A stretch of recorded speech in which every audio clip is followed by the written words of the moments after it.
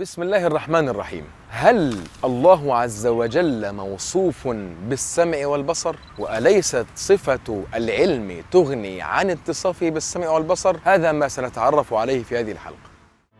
قم في فم الدنيا وحي الأزهرا، وانثر على سمع الزمان الجوهرا، واجعل مكان الدر إن فصلته في مدحه خرز السماء النيرا.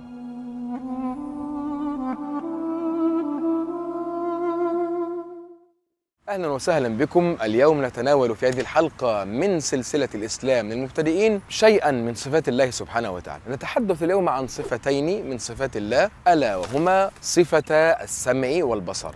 الله سبحانه وتعالى وصف نفسه في القرآن فقال: بسم الله الرحمن الرحيم، ليس كمثله شيء وهو السميع البصير. ما هي صفة السمع وما هي صفة البصر؟ سبق لنا الكلام وتحدثنا كثيرا وقلنا إننا نتعرف إلى صفات الله تعالى عن طريق آثارها، إنما حقيقة الصفة أو ماهية الصفة أو جوهر الصفة هو إيه؟ ده محدش يقدر يعرفه، لأن إحنا ما نعرفش حقيقة ذات ربنا عاملة إزاي. يعني لم نرى هذا الأمر ولا علم لنا به، فما نقدرش كذلك إن إحنا نتعرف إلى حقائق صفات الله لأننا لم نرى الله. إذا نتعرف إلى صفات الله عز وجل عن طريق الرسوم، عن طريق الآثار. وقلنا قبل كده عندنا التعريف، في تعريف بالحد، تعريف بالرسم، تعريف باللفظ المرادف، ووضحنا الكلام ده كله قبل كده. إذا ما هو تعريف صفة السمع؟ هنقول صفة أزلية يتأتى بها انكشاف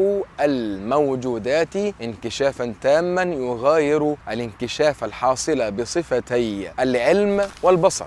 طيب، وما هو تعريف صفة البصر؟ صفة أزلية قديمة قائمة بذات الله تعالى، وأزلية تغني عن قديمة، يعني ينفع نقول أزلية أو قديمة، قلنا الأفضل نعبر بأزلية. يبقى نقول صفة أزلية قائمة بذات الله تعالى يتأتى بها انكشاف الموجودات انكشافا تاما يغاير الانكشاف الحاصل بصفتي العلم والسمع. واحد يقول لي: طب ما هو ربنا سبحانه وتعالى وصف نفسه بأنه عليم، ألا يغني السمع ذلك عن السمع والبصر؟ نقول له: نحن لا نعرف كنه ذات الله، ولا نعرف إنجاز التعبير، كيف تعمل هذه الصفات. نحن نؤمن بما أخبرنا الله به عن ذاته. أخبرنا أنه عليم، صدقنا. أخبرنا أنه سميع، صدقنا. أخبرنا أنه بصير، صدقنا. أخبرنا أن له يدين، آمنا بذلك، وله يدان هما صفته. أخبرنا أنه على العرش استوى، آمنا بالاستواء، وله استواء يليق بجلاله وجماله وكماله، لا يعرف كنه ذلك أحد إلا الله. كل ما وصف الله نفسه في كتابه فتفسيره تلاوته والسكوت عليه. يبقى احنا ننظر في القرآن، جاءت الصفة نؤمن بها، نضعها على العين والرأس، لا نشبه ولا نتأول. ووضحنا قبل ذلك أن التأويل منهج موجود لبعض علماء أهل السنة رضوان الله عليهم من السادة الأشاعرة المتأخرين، ولكن أيضا وضحنا أن التأويل